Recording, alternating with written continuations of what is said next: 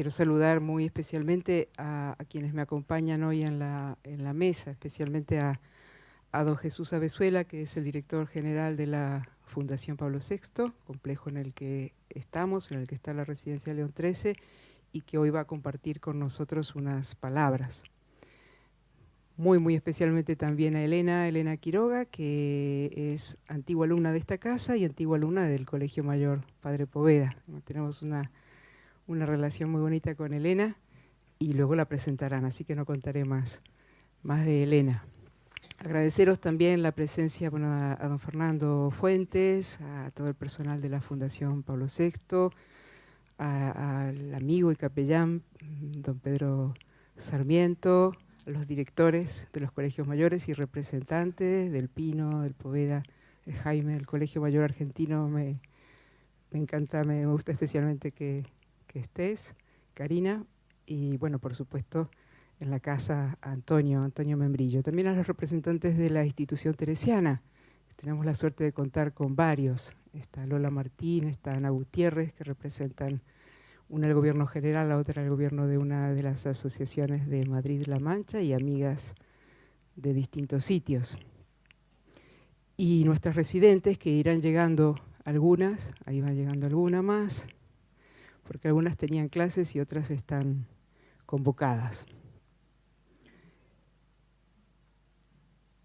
Al dar la bienvenida al acto académico, voy a quitar solo unos minutitos. Es hacer consciente que empezamos el 5º curso en la residencia. Y al empezar el 5º curso, nos damos cuenta que hay varios aspectos que están consolidados. Y esos aspectos tienen que ver con lo que las propias residentes ya van transmitiendo y se van comunicando unas a otras. Yo creo que porque lo van viviendo y porque lo van haciendo, construyendo, porque son parte. Unas notas características. Yo creo que hemos logrado, gracias a todas vosotras, hemos logrado convertir la casa en un serio lugar de estudio. Eso está probado. Y probado además con enorme alegría, porque estamos celebrando en estas últimas semanas y ayer el aprobado de varias de nuestras residentes. Alguna está por aquí, en Judicatura, en Inspección de Hacienda y ayer en Notarías. Así que les damos la enhorabuena y esperamos que los próximos exámenes sean igual exitosos.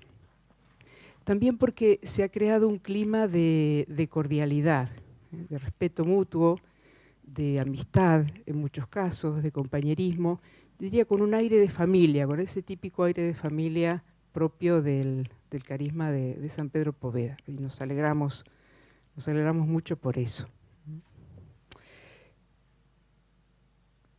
Yo diría también que es grato percibir en la casa cómo la conjunción de ideas, de experiencias, de sensibilidades se pueden modelar en pos de un bien común. Yo diría que esto se puede lograr gracias a la participación, a la colaboración y a la implicación de la mayoría de las residentes. Y por eso quiero agradecerlo y agradecer especialmente a las que se implican activamente, son receptivas a pesar del poquito tiempo que sabemos que tienen. Y especialmente este curso queremos celebrar aquí con el capellán y los amigos Juan Bernardo y Vicente, además de Carmen Consejo, claro, que es el alma de la casa, como sabéis. Queremos celebrar que vivimos una comunidad de fe. Tenemos una comunidad de fe que celebramos todos los domingos, con chicos también de la Residencia Pío XI, y bueno, me parece que también es un motivo de agradecer en este inicio del 5º curso. Y finalmente, una palabra sobre el momento presente, momento de preocupación, yo creo, para todos, ¿no? Y que lo definiría como conflicto en tiempos de posverdad. Y se me ocurría compartir unos principios, unos criterios que el Papa Francisco da en la carta Evangelii Gaudium. Hay un capítulo que, bueno, quizás no tuvisteis tiempo todavía las opositoras de conocerlo, pero yo os invito a que lo hagáis, porque hay un capítulo en el que él habla del bien común, de la construcción de las sociedades, Y hay 4 principios que a mí me parecen que pueden iluminarnos en este momento e iluminar a todas vosotras cuando tengáis que tomar grandes decisiones. Y estos son los siguientes. Mirad, pueden parecer un poquito filosóficos, pero en realidad son muy concretos. Él dice, tenemos que tener en cuenta que el tiempo es superior al espacio. Es decir, que la tensión entre la coyuntura del momento y la luz que necesita el proceso en el tiempo son absolutamente unidos, ¿no? Se pueden vincular. Luego que la unidad prevalece al conflicto. Él dice, cuando nos detenemos en la coyuntura conflictiva, perdemos el sentido de la unidad profunda de la realidad. Podemos asociar, ¿no?, a lo que está pasando. El tercer principio es la realidad es más importante que la idea, ya que la idea, cuando se desconecta de la realidad originaria, se convierte en idealismo, a veces en fanatismo, y se hacen ineficaces. Hay que pasar a la objetividad, pero a la objetividad armoniosa de la realidad. Y el cuarto, él dice, el todo es más que las partes. Siempre hay que ampliar la mirada para reconocer un bien mayor que nos beneficiará a todos. Ojalá estos principios iluminen este momento e iluminen el momento de cada uno, cuando tengamos que tomar grandes decisiones. Y yo diría el último que resume todos estos y que hemos oído estos días cuando se entregaron los premios Princesa de Asturias en el premio a las ciencias sociales en Karen Armstrong. Ella es estudiosa de las religiones y llega a la conclusión que las grandes espiritualidades de la humanidad, las grandes religiones, las monoteístas de la humanidad, se unen en lo que llama la regla de oro, que los cristianos conocemos muy bien. Trata a los demás como te gustaría que te traten a ti. Quedémonos con estos principios y con este resumen y damos inicio a nuestro acto. Muchas gracias. Esta noche tenemos la suerte de que nos acompañe en nuestro acto académico don Jesús Abezuela, letrado del Consejo de Estado en activo desde 1998 y desde hace unos meses director general de la Fundación Pablo VI. En el sector privado ha sido socio en KPMG Abogados. Ha estado a cargo de la dirección de la Oficina de Madrid de Broset Abogados y ha ocupado puestos de responsabilidad en bancos de inversión. Asimismo, ha impartido docencia en diversos centros universitarios y escuelas de negocio. Es académico de la Real Academia de Jurisprudencia y Legislación y miembro del Tribunal Administrativo del Deporte. Es miembro y patrono de diversas instituciones y fundaciones. Autor de numerosas monografías y artículos y ponente en conferencias y seminarios. Preparó sus oposiciones en el antiguo León XIII, antes de ser residencia femenina, e incluso preparó sus primeros dictámenes en la residencia. Celebró su matrimonio don Ángel Berna, quien durante muchos años fue director general de la Fundación Pablo VI y tiene 3 hijos. Le agradecemos muy especialmente que esta noche comparta con nosotras algo de su amplia experiencia y saber. Muchas gracias, Paula. Antes, cuando dije que teníamos mucha alegría porque había gente que había aprobado alguno de sus ejercicios, justamente estamos con una, ¿no? Paula Mayo aprobó judicatura, el primer ejercicio de judicatura.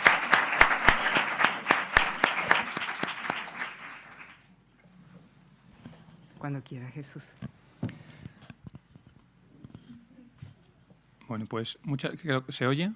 ¿Se oye bien? Sí. Siempre tengo la duda de si la luz está encendida o no, pero sí, girándose. Bueno, pues en primer lugar, muchas gracias, Paula, por la presentación y, por supuesto, enhorabuena por tu reciente aprobado. Esperemos que los siguientes ejercicios sigan la misma senda.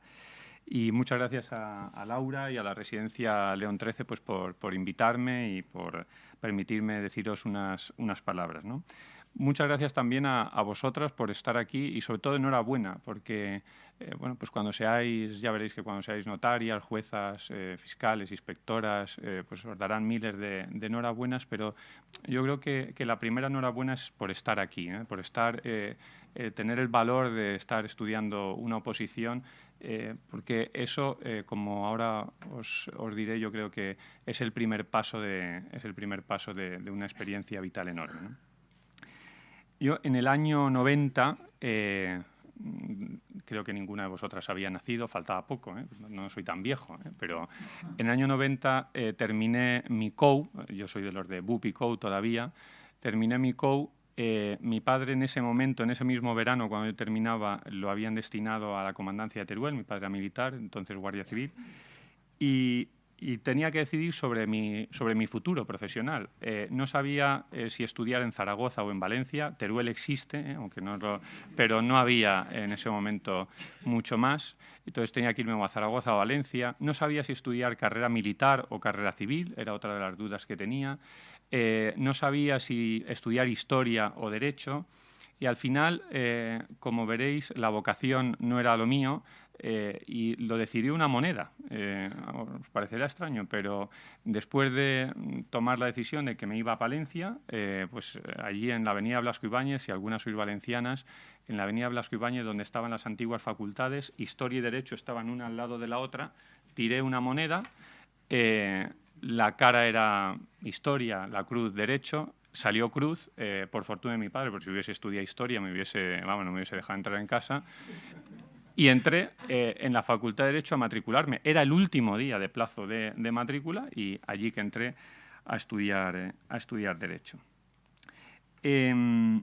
Bueno, como os digo, entonces era la licenciatura, eran 5 años. Yo ya estaba cansado, estaba en una residencia de estudiantes, hice cuarto y quinto, lo agrupé en un curso.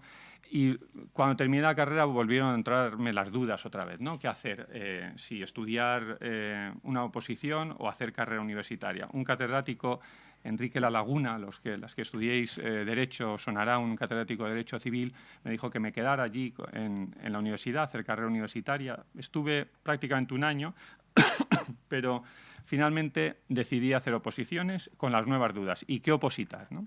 Y entonces me acordé de una conferencia en la que había estado pues, en mitad de curso sobre la función consultiva. Era un letrado del Consejo de Estado el que había dado aquella conferencia, se me quedó en la parte de atrás del cerebro y me vine a Madrid a coger el temario del letrado del Consejo de Estado, ver lo que era aquello. Y bueno, pues empezó ahí mi carrera como opositor. Me vine a Madrid a la residencia que ahora ocupáis vosotros, antes de chicos, como bien ha dicho Paula, y afronté estudiar las oposiciones con tres Ds en mi día a día y 3 Ps como pilares, ¿no? Y que es un poquito lo que os quería contar. En mi día a día se fundaba en las 3 Ds. La primera era intentar tener dominio de la situación. Eso que ahora llamamos mucho la resiliencia, esa capacidad de superar la adversidad. Yo venía de un expediente pues, honradamente brillante, de un expediente bueno, pero es que mis compañeros tenían el mismo expediente que yo, mejor, ¿no?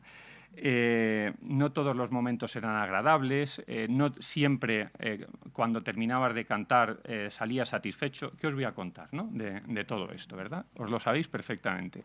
Pero siempre presente en ese día a día intentar tener dominio de la situación. Eso no lo conseguíamos siempre. Esa templanza que siempre intentaba buscar no la conseguía. Yo en la oposición perdí el pelo, aunque no lo creáis, yo nací con pelo y allí lo perdí. Y veía bien y en la oposición terminé con gafas, ¿no? Es decir, que por mucho dominio de la situación que quisiera tener, no siempre lo conseguía, pero esa era una de mis Ds en mi día a día. Mi otra D era la disciplina. Intentar que la oposición no fuese de atracones, de todos los días, todas las horas, que haya que estudiar con un ritmo, con un orden, los temas que tocan en ese día, no hacer más de lo que no hiciste el día anterior, sino intentar seguir una, eso sí, napoleónica continuidad, todos los días, muchas horas, pero a un ritmo sin más atracones de los necesarios. Y en ese sentido sí que os puedo decir que no hay que ser superdotado para opositar, ¿eh? Basta conseguir este ritmo disciplinado para obtener vuestros objetivos. Me decía una vez, haciendo los apuntes estos, recordaba la frase de una compañera del Consejo de Estado, letrada hoy del Consejo, que dije: yo nunca en mi día a día tuve la sensación de tener todos los temas en la cabeza, ni siquiera al final de la oposición, solo en un momento de la vida, y es que cuando fui a sacar las bolas. Es el único momento en el que sabes que tienes todos los temas, pero hasta ese momento la ansiedad te puede, porque piensas que no sabes nada. Bueno, pues la disciplina, esa segunda D, hará que el día que vayas a sacar las bolas tengas todos los temas en la cabeza. La tercera D era el deporte o descanso, ¿eh? El cerebro necesita oxígeno. Me propuse todos los días descansar haciendo deporte, salir a correr 30 minutos. No utilizaba el gimnasio existía, eso sí, y de hecho yo recuerdo que tenía un compañero que mientras hacía pesas con una mano, con la otra estaba con el Código Civil, ¿no? Y a mí esa imagen cuando llegué a la residencia me marcó para siempre y nunca entré en el gimnasio. Me iba a correr 30 minutos, pero eso sí, lo intentaba hacer todos los días, oxigenarse. Y luego la parte, lo que era el descanso, yo por ejemplo nunca descansaba un día completo, intentaba entre el sábado y el domingo hacer un día. Reducía las horas, pero no hacía día completo. Mis pilares eran otras 3 P's, como decía.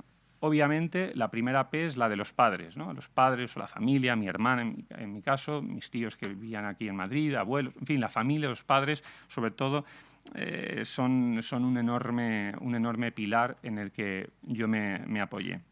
Es verdad que con el tema de la familia siempre tenemos mucho miedo a que, pues, ante un supuesto fracaso, ¿no? Parece que les estamos defraudando, pero luego son los primeros que lo entienden.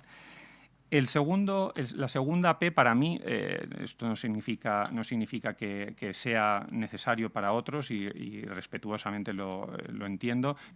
Mi segundo pilar era el padre, pero el de arriba, ¿eh? Yo me he pegado unas grandísimas charlas con el crucifijo, no sé si lo seguís, supongo que lo seguiréis teniendo, el crucifijo en vuestras habitaciones, ¿verdad? Yo me he pegado unas grandísimas charlas, ahí algunas veces le echaba la bronca, ¿no? Pero si me he estudiado muchísimo, ¿por qué me ha salido así de mal, ¿no? Pero me apoyaba mucho en ese pilar. Y el tercero era mi pareja, Marifé, que en aquel momento era novia, hoy mi mujer. Hay muchas tesis sobre esto, ¿no? Las tesis de si cuando eres opositor es mejor no tener novia, en vuestro caso novio, cuando sí, cuando no. Bueno, en mi caso lo que fue es garantía del cumplimiento del mandato del derecho canónico de la indisolubilidad del matrimonio. Es decir, si me aguantó durante la oposición, pues parece que hay garantía de que me aguante durante el resto de la vida, ¿no? Anoche, pensando un poco en qué palabras deciros y rememorando todo esto que os estoy contando, pensaba, bueno, ¿y por qué les voy a contar todo esto? Pues al fin y al cabo, estas son unas experiencias puramente personales. Cada opositora, en vuestro caso, tiene sus propias experiencias y además un poco lo que me pidió Laura, pues como veis ahí, como reza en el título, pues son retos y oportunidades de una oposición que yo creo que va más allá de una experiencia. Pero ciertamente me parecía importante el contaros esto porque esto me enseñó muchas cosas. Me enseñó muchas cosas que creo que son comunes a todos los que estudiamos una oposición y que también creo que solo lo entiende quien ha estudiado una oposición. Es decir, aunque a vosotras probablemente no tengáis esas mismas experiencias, no tengáis esas mismas 3Ds o esas mismas 3Ps, pero estoy seguro que me entendéis perfectamente esa experiencia y yo os entenderé a vosotras cuando me digáis, pues mira, mis 3Ds son estas o mis 3Ps son estas, ¿no? Y ciñendo un poco más al guión y de forma resumida, os quería hablar de las 4 cosas que a mi juicio nos da toda oposición o a mí me han dado como visión el haber estudiado la oposición. En primer lugar, el tema de la experiencia vital. Os las enumero si queréis primero y luego os las cuento muy resumidamente. En primer lugar, el tema de la experiencia vital. En segundo lugar, lo conscientes de lo meritorio que estáis haciendo en este momento y que lo será mucho más cuando terminéis. En tercer lugar, el tema del éxito profesional. Y en cuarto lugar, la cuestión del liderazgo, la condición de liderazgo que os da una oposición con o sin éxito. Respecto a la experiencia profesional, os decía que la oposición ha sido para mí, y lo será para vosotros seguro, una de las experiencias vitales más trascendentales. La oposición no la vais a olvidar nunca, os lo aseguro, ¿eh? No la vais a olvidar nunca. Ahora pensáis, bueno, eso está claro, pero 20 años más tarde, que es mi caso, sigo sin olvidarla, ¿eh? Muchas de las decisiones que toméis a lo largo de vuestra vida, muchas en lo personal y en lo profesional, van a estar condicionadas por esta experiencia vital que estáis ahora mismo viviendo. Hay una frase que a mí me gusta mucho y que me la apuntaba aquí para que no se me olvidara deciros, que dice: no podemos añadir años a nuestra vida, pero podemos añadir vida a nuestros años. Y la oposición es esos momentos en los que tú añades vida a tus años. Parece que estamos perdiendo el tiempo, ¿no? Esto que estamos haciendo ahora con 20 y pocos años, si no me saco las oposiciones, pues he tirado 3, 4, 5, 2, los que sean años a la basura. En absoluto, todo lo contrario. Estáis añadiendo vida a vuestros años. Es una enseñanza, como decía, para toda la vida y siempre la tienes presente en tu cabeza, en tus acciones, en tus decisiones. Cada jueves, yo voy los jueves al Consejo de Estado, que es cuando nos reunimos. Y nos reunimos en sección, pero luego vamos a la comisión permanente a partir de las 12 de la mañana y luego al salón de plenos. Cada vez que entro en el salón de plenos, que es donde me examiné, cada jueves, hoy han pasado 20 años, me acuerdo de las oposiciones, ¿eh? O sea, para que veáis donde la experiencia vital. Pero también es una experiencia vital entre todas vosotras. La red de personas, la red humana que se genera como experiencia vital. Insisto, 20 años más tarde, sigo cenando todas las navidades con el grupo de los 40 que éramos en el León XIII. Todas, hasta ahora.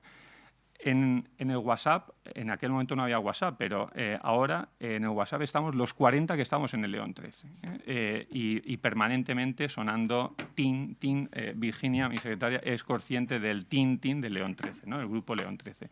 O sea que la experiencia vital que se crea en ese sentido es enorme. El segundo punto que me gustaría reseñaros es que seáis conscientes de lo meritorio que estáis haciendo y que seáis conscientes para siempre. Yo aquí, a diferencia de vosotras venís del sistema Bolonia, con asignaturas cuatrimestrales y muy pocas de ellas troncales, y sin embargo ahora os enfrentáis a un sistema de oposiciones tan antiguo casi como lo que hizo Bravo Murillo, ¿no? en el siglo XIX. Y hago aquí un paréntesis y os contaré como anécdota histórica, aunque muy probablemente ya conocéis, el origen de las oposiciones. Y os cuento esto para que volvamos luego a lo consciente de lo meritorio y a lo consciente de lo que estáis haciendo. Se habla que Bravo Murillo, pues que fue el revolucionario, todos los que estáis estudiando oposiciones en el tema sobre el Estatuto de la Función Pública lo tendréis, que se habla como el revolucionario de la organización administrativa en España, el modelo de examen para el acceso a la función pública es de Bravo Murillo, pero ya varios siglos antes había oposiciones. Una de ellas, en Felipe II, en 1560, hizo todo aquello de las oposiciones al teniente de corregidores, es decir, a lo que eran los administradores propiamente dichos de la administración de Felipe II. En los siglos XVI y XVII, por supuesto, todo el sistema de oposiciones a cátedra en la universidad. Hay libros como el de González de la Calle sobre oposiciones en la cátedra de la Universidad de Salamanca, fantásticos. Pero es cierto que con el establecimiento de toda esa administración decimonónica llega la regulación, como os decía, de Bravo Murillo, y a partir de ahí viene todo lo que estaréis estudiando, ¿no? El Estatuto O'Donnell, el Estatuto Maura, todo esto que tanto suena en el ámbito de la función pública. Y es cuando se desarrolla todo un sistema administrativo, aquello que Woodrow Wilson en Estados Unidos llamaba la distinción entre la administración neutral, los funcionarios, y la administración política, los políticos. Pero fijaros, dejadme que os lea al hilo de esto, dejadme que os lea lo siguiente. La primera alumna estamos hablando, que se matriculó en España, antes os he hablado de oposiciones en 1560, la primera alumna que se matriculó en España, y no estoy hablando de oposiciones, sino que estoy hablando de carrera universitaria, fue en 1872. Fue en la Facultad de Medicina. no le daban el título de medicina y unos años más tarde, Concepción Arenal, dicen, no sé si es leyenda o historia, que se disfrazó de hombre para poder estudiar Derecho en la Universidad de Madrid. Ante tal revolución que había en aquellos años, si podía, si no se podía, 1882, una Real Orden acaba suspendiendo definitivamente la admisión de las, leo literalmente, de las señoras a la enseñanza superior, de las chicas a la enseñanza superior. En 1888, ya habíamos pasado Bravo Murillo, una Real Orden acuerda que las mujeres solo sean admitidas para enseñanzas privadas y que si alguna solicita matrícula oficial, que entonces habrá que decírselo a la superioridad y que sea la superioridad la que tome una decisión sobre atendiendo a las circunstancias de la interesada, etc. Y hasta 1910 no encontramos una Real Orden en la que se establece que se concedan, sin necesidad de consulta a la superioridad, inscripciones de matrículas universitarias. 1910. Pero en 1934, hasta 1934, no hay ni una sola chica que se presente a oposiciones. Hasta 1934. Y en 1934 hay una chica que se llama Teresa Argemí Meliá.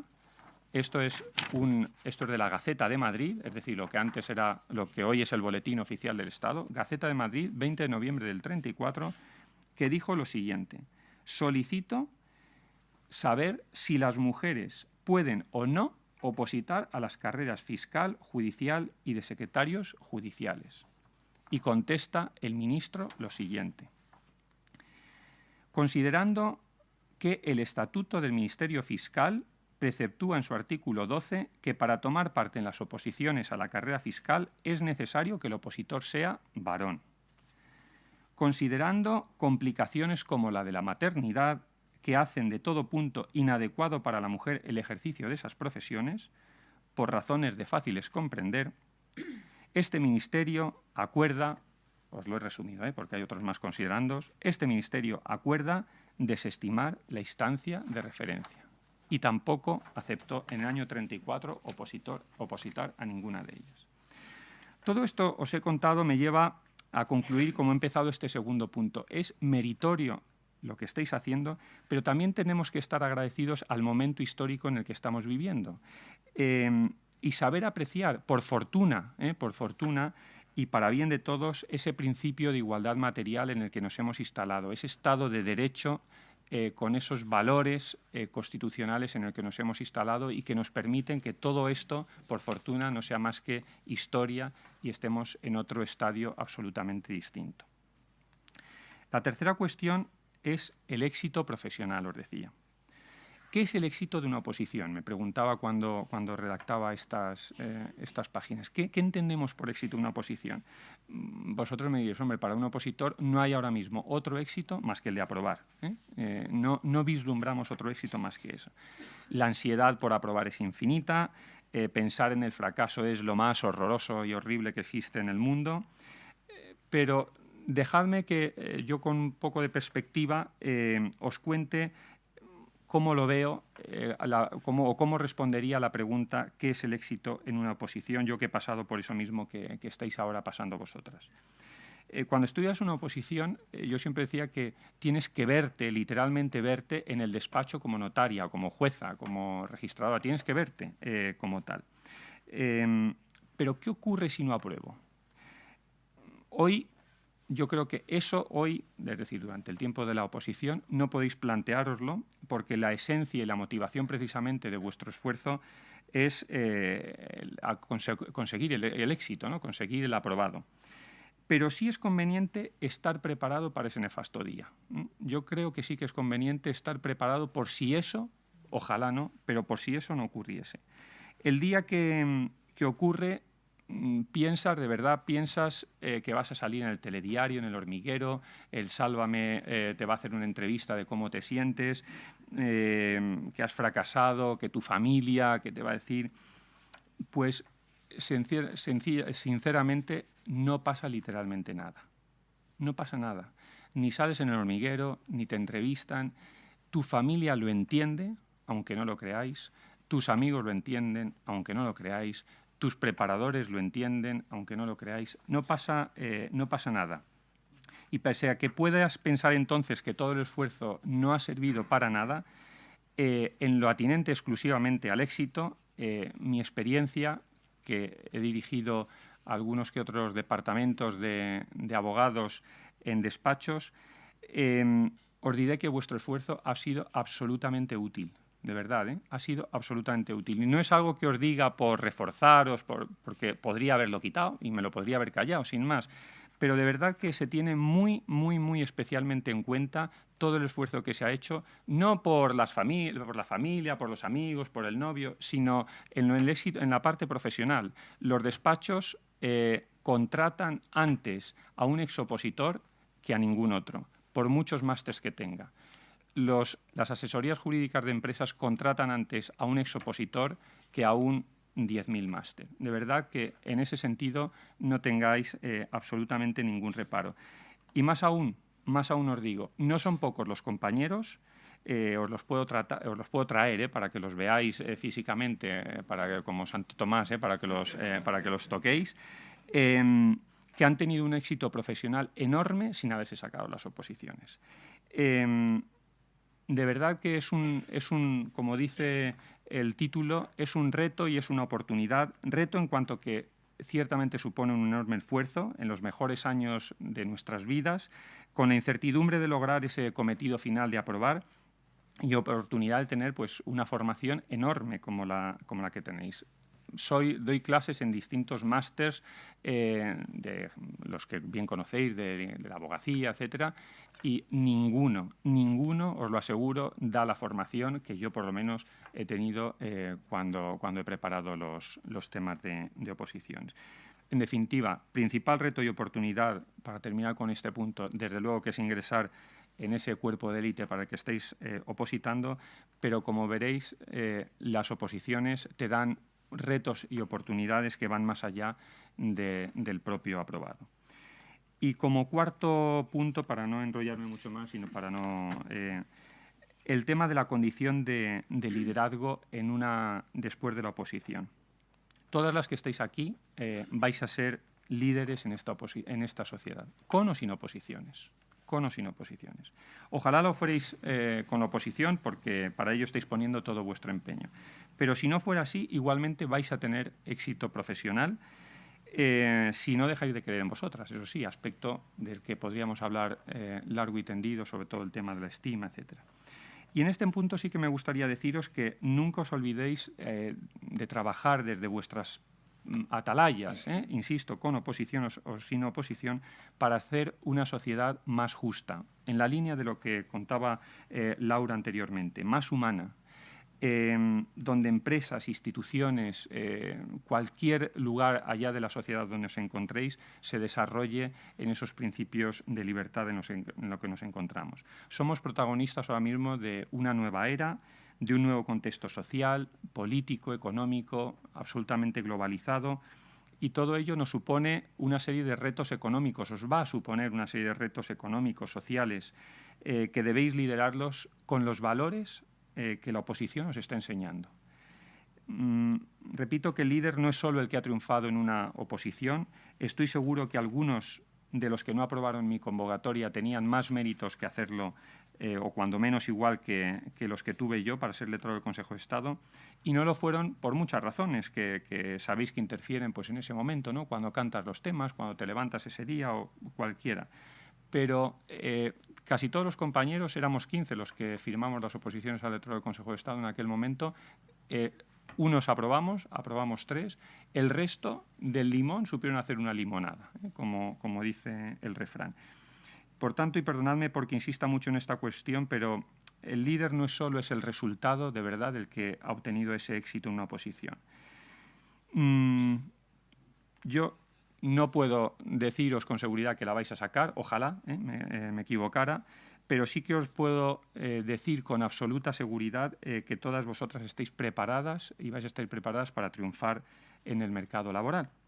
y desde ese punto de vista la sociedad os necesita y necesita a líderes con esa perseverancia, con esa disciplina y con esos valores, vuestras 3 Ds y vuestras 3 Ps, que cada uno hemos aprendido en nuestra oposición. Voy terminando. Winston Churchill definió una oposición sin él saber que estaba definiendo la oposición cuando dijo una frase, dice: una dificultad superada es una oportunidad aprovechada. Para mí la oposición fue eso, fue un periodo de dificultades, de esfuerzos, por fortuna superados, pero en todo caso es una oportunidad que debemos siempre aprovechar en cualquiera de los resultados que tengamos. Alguien me regaló una vez una frase que tenía muy presente, que tenía siempre en el libro de Garrido Falla, me acuerdo todavía dónde la tenía, que decía: una cosa es tener sueños y ver visiones y otra muy distinta es convertir los sueños en un plan de acción. Esto fue para mí la oposición, hacer ese plan de acción. Y termino con un pequeño cuento de Arturo Pérez Reverte, que posiblemente hayáis leído, pero que a mí me hizo mucha gracia porque hace unos meses, cuando lo decía Paula, ¿no? Cuando yo me vine aquí como director general de la Fundación, pues os vi, alguna de vosotras, pues vi estudiando y me acordé del erizo de Arturo Pérez Reverte. Os leo el cuento y termino. Era una autovía aburridísima, desierta, sin árboles ni bares para espabilarse tomando un café. Una de esas carreteras donde la aguja se quedaba clavada en los 120 kilómetros por hora mientras entornas los ojos de tedio y sueño. Detesto las autovías, dice esto Pérez Reverte. Es cierto que son más cómodas y seguras, y si no te quedas frito y la palmas conduciendo, llegas antes a donde quieras ir. Pero para quienes, como el arriba firmante, se refiere al mismo, viajar fue durante largos años una forma de vida, esas dobles cintas de asfalto y cemento sustituyen con notable ordinariez a aquellas otras carreteras que tenían árboles y paisajes y pueblos a los lados, donde uno podía detenerse a menudo para un refresco o un bocadillo. Ahora la noche no es más que una larga cinta de asfalto iluminada por tus faros con la oscuridad y el vacío a derecha e izquierda. Y sin encontrar una venta durante el día ya se hace raro, todos son gasolineras con supermercados, máquinas de café y vasos de plástico. Dar con una abierta más allá de medianoche es como Sofía Mazagatos leyendo el Ulises de James Joyce. Posible, pero improbable. El caso, dice Arturo Pérez Reverte, es que iba, como les contaba, por una de esas carreteras malditas y de pronto me encontré con el erizo. Ignoro cuál es la velocidad de crucero de un erizo adulto, pero les aseguro que aquel cortaba el asfalto de derecha a izquierda a toda leche.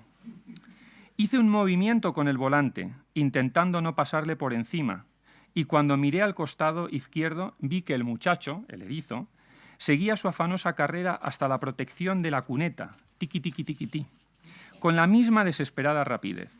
Por un momento imaginé su punto de vista. A ras de suelo, acojonado, teniendo ante sí la extensión negra del asfalto, equivalente para nosotras a la anchura de un campo de fútbol, una raya blanca en medio y a intervalos una especie de truenos violentos y mortíferos que pasan como exhalaciones infernales. Me acordé del conejo frambueso de la colina de Wassership o de aquel bellísimo poema sobre el despertar de un erizo que escribió en euskera el entrañable Bernardo Atachaga. Habría querido detener el coche y volver atrás para socorrer al bicho en su peligrosa aventura. Aún le quedaba la carrera del otro lado para estar a salvo, pero no era una cuestión de ponerse a maniobrar en la autovía. De modo que seguía adelante echando un vistazo por el retrovisor hasta que perdí de vista al pequeño erizo y veloz puntito que se le jugaba con un par tiqui-tiqui-tiqui-ti a cara o cruz en vez de quedarse en la cuneta a salvo. «Que llegues», le deseé. «Que alcances el campo al otro lado, pequeño y valiente erizo. Allí donde te esperen insectos sabrosos o lo que diablos comáis, los de tu especie. Y tal vez también una eriza impresionante, acogedora y tibia, mamífera como tú que te haga olvidar los sinsabores de la vida y te llene la madriguera de ericitos, capaces de cruzar las carreteras que los estúpidos hombres ponemos en vuestro camino. Sin duda ignoras, chaval, erizo, que no estás tan solo como crees estar, porque todas las carreteras y todos los rincones de todo el mundo están llenos de otros pequeñajos como tú, anónimos camaradas que corren el mismo albur, quedan despanzurrados o sobreviven porque no se resignaron a quedarse agazapados viéndolas venir, porque salieron a cazar para su gente o simplemente a pelear con la vida. Supongo que ahí, en mitad de ese asfalto negro e interminable como la muerte, sudoroso en tu carrera a todo o nada, te sientes miserable y vulnerable. Pero ojalá supieras que alguien, uno de esos hombres estúpidos que cortan árboles y construyen trampas mortales, presenció tu minúscula epopeya y deseó que llegaras sano y salvo al otro lado. Pues yo, como Arturo Pérez Reverte, os deseo lo mismo, como erizos que en aquel momento, cuando os vi, me acordé de todo esto. Muchas gracias. Ahora, ¿quién va a presentar? Paula Mayo nuevamente. Muchas gracias, Paula. Tiene la palabra para presentar a Elena Quiroga. Elena Quiroga es natural de Ourense, antigua alumna del Colegio Mayor Padre Poveda. Estudió medicina en la Universidad Complutense de Madrid y preparó su examen MIR, formando parte de la primera promoción de la Residencia León XIII. Sus 4 años de especialidad transcurrieron en la Fundación Jiménez Díaz y actualmente trabaja como especialista en estrabismo y neurooftalmología. Está felizmente casada desde hace unos meses. Agradecemos tu presencia, Elena, y la disponibilidad para compartir tu experiencia.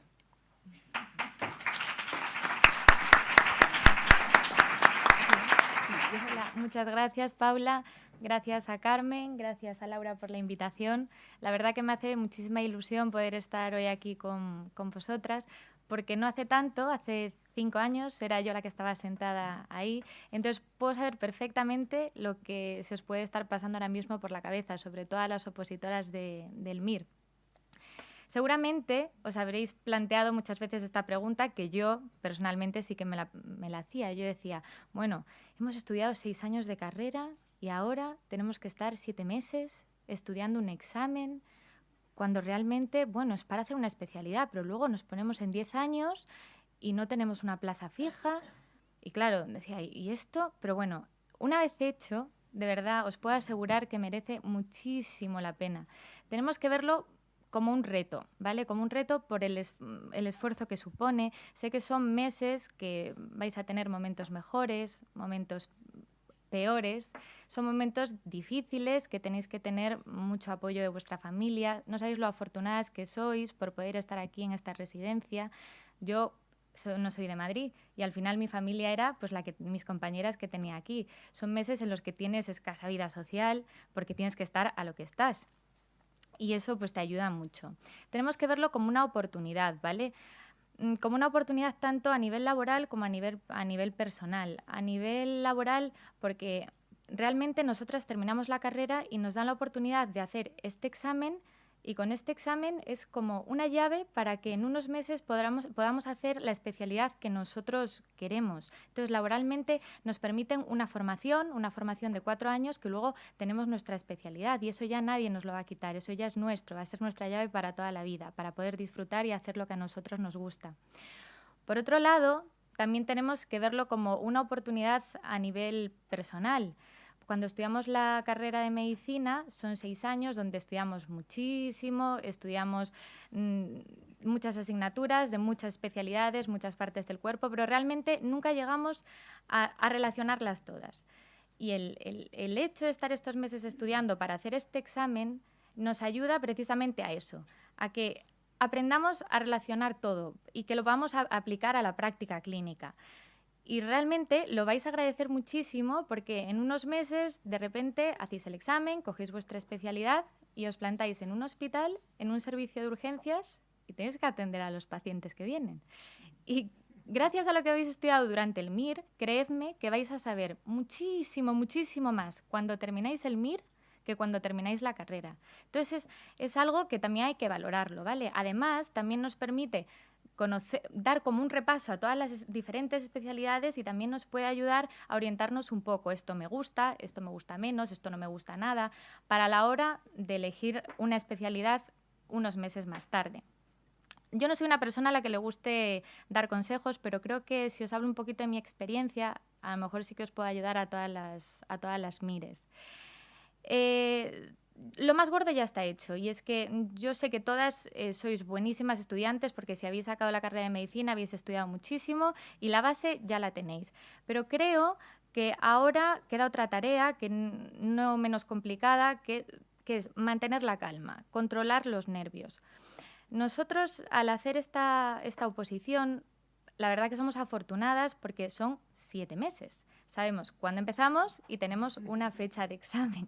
Entonces eso es algo muy positivo, porque realmente tenemos que planteárnoslo como una carrera de fondo. Esto no son los 100 metros lisos, es una carrera de fondo donde tenemos que ser muy, muy, muy organizadas.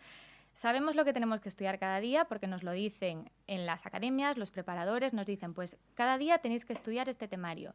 Tenéis que ser muy organizadas y no solo en los tiempos de estudio, sino también en los tiempos de descanso.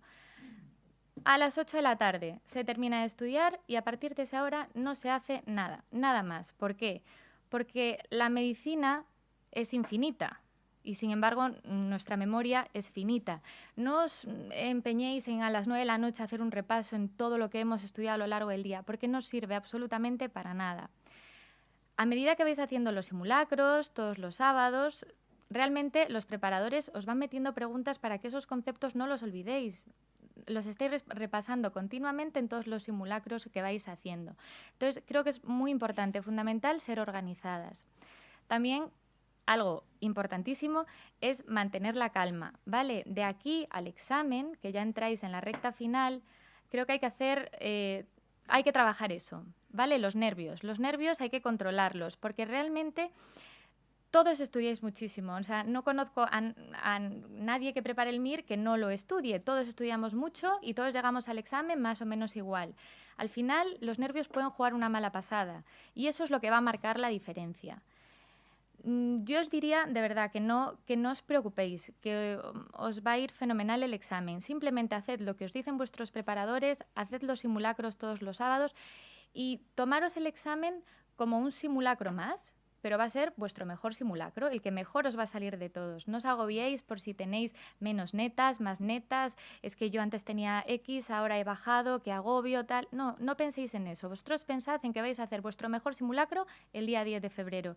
Y ese día, a partir de ese día, de verdad, empieza una etapa maravillosa. O sea, que tenéis que pensar con positividad. Sé que ahora pues estáis pasando un momento delicado, de nervios, estáis cansados, el esfuerzo, todo lo que supone. Pero de verdad, que tomároslo como os lo que digo, una llave para abrir la puerta para un futuro que de verdad vais a ser súper felices con la especialidad que elijáis. No os preocupéis porque yo tampoco conozco a nadie. No, luego ya que si el número, que si saque más, que saque menos, que tal, que me da, que no me da, que una especialidad, una ciudad, un hospital, porque somos muy exigentes hasta para eso. Pero de verdad no os preocupéis porque vais a disfrutarlo muchísimo, vais a aprender muchísimo y realmente os daréis cuenta cuando terminéis, como me está pasando a mí ahora, de que hay que tomarse todo con calma y hay que relativizar. Y eso es lo que me gustaría que me hubiesen dicho a mí para también yo estar tranquila en ese momento. Pero es complicado, ¿vale? Entonces, de verdad, que sepáis que lo mejor está por venir, que estos meses que los disfrutéis, que os apoyéis las unas a las otras, que ya que sois tan afortunadas de poder estar aquí con gente que está haciendo lo mismo que vosotras, la verdad eso no lo tiene todo el mundo y que de verdad que llegará una etapa que ya me diréis. Gracias.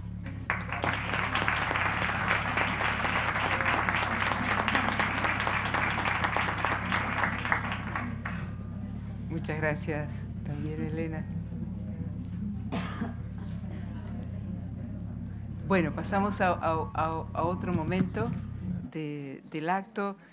En la Residencia León III hemos querido instituir, tener una pequeña insignia. No es un colegio mayor, no tenemos las becas, pero sí hemos creado, gracias a la colaboración de una buena amiga de la casa, Ana Rizzo, una medalla que tiene una simbología muy, muy sencilla. Es un redondel, como veis, de madera de olivo, por lo que significa la madera de olivo de noble, también por la connotación que tiene de espiritualidad y en el mundo Cristiano del Olivo. Y bueno, y simplemente una medalla que está inscrito el nombre de cada una de las residentes que lo reciben. Las personas que al menos han estado 2 años en la residencia, viviendo a pleno la vida de la residencia, la reciben. Y hoy entonces tenemos el gusto, pido a Carmen que se acerque para entregarlas, tenemos el gusto de entregárselas a Adriana Sendón, a Dorleta Sanza, a Amparo Sánchez, a Marina Caballero, a Paula Mayo, a María Isabel González y a Adela Díez.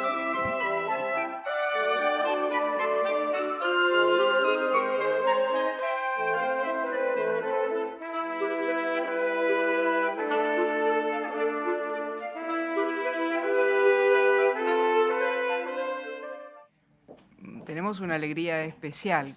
En los últimos años, cada año hemos podido entregar otra medalla que tiene una significación un poquito mayor, y lo expresa porque es dorada la medalla, a quienes han aprobado la oposición. Y este año es Ana Sobrino Aguirre, que ha aprobado su oposición de TECO, técnico comercial y economista del Estado. Le damos un fuerte abrazo, un fuerte aplauso.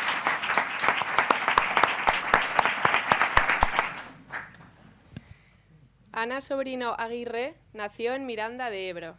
Estudió en ICADE, Madrid, y antigua alumna del Colegio Mayor Santa Mónica.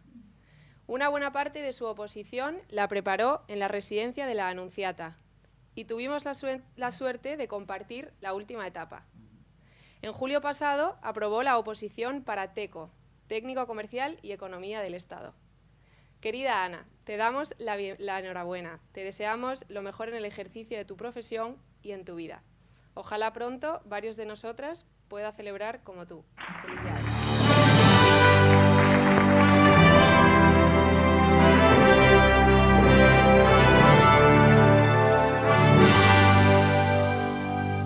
Enhorabuena, Ana. Y finalmente queremos terminar nuestro acto siempre con un momento musical, con un momento de gozar del arte y de la música. Entonces le pedimos por favor a Luis Mazorra Incera que esta noche nos va a interpretar Almería, de la suite Iberia, de Isaac Albéniz.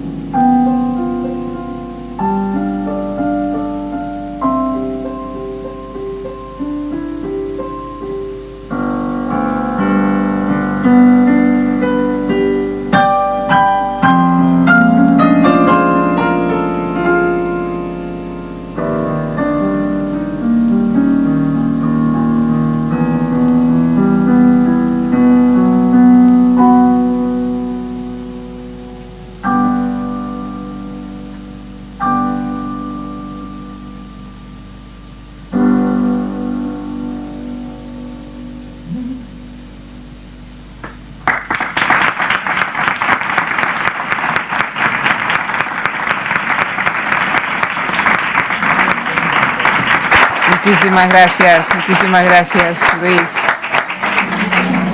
Siempre nos complace escuchar las interpretaciones de Luis. Tenemos la suerte de escucharlo muchos domingos también. Tenemos unos presentes para quienes han compartido con nosotros esta noche tanto las palabras como la música. Mar, venga. Agradeceros entonces por Elena. Sí, y reiteramos el aplauso a Elena por haber compartido su testimonio.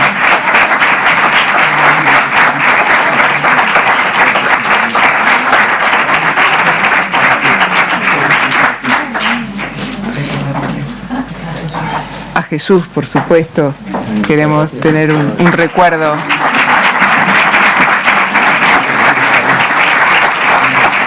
Muchas gracias, Elena. Me encanta.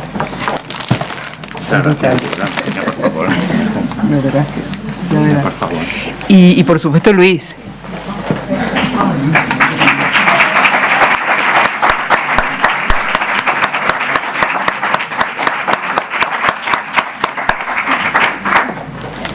Bueno, de esta manera damos por concluido el acto académico de la Residencia León 13 y seguimos compartiendo aquí en la planta segunda, creo que es, en la sala Cardenal Newman. Muchas gracias. Allí nos vemos.